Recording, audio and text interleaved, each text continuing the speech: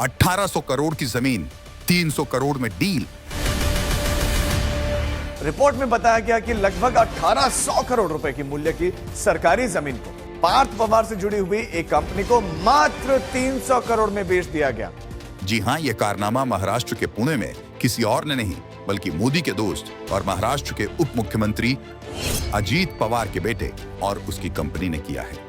कई media reports में दावा किया जा रहा है कि पुणे की बेशकीमती सरकारी जमीन अमेकाडिया एंटरप्राइजेज नाम की एक कंपनी को बिना स्टाम्प ड्यूटी कौड़ियों के दाम पर बेच दिया गया।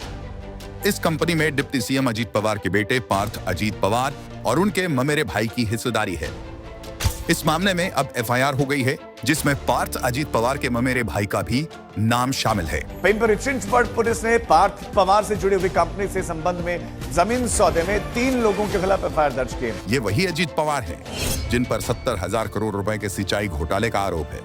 महाराष्ट्र स्टेट कोऑपरेटिव बैंक का 25,000 करोड़ रुपए के घोटाले का आरोप है। जरंडेश्वर चीनी मिल घोटाला, जिसमें बेनामी कंपनियों के जरिए सरकारी संपत्तियों को कौड़ियों के भाव में हासिल करने का आरोप है।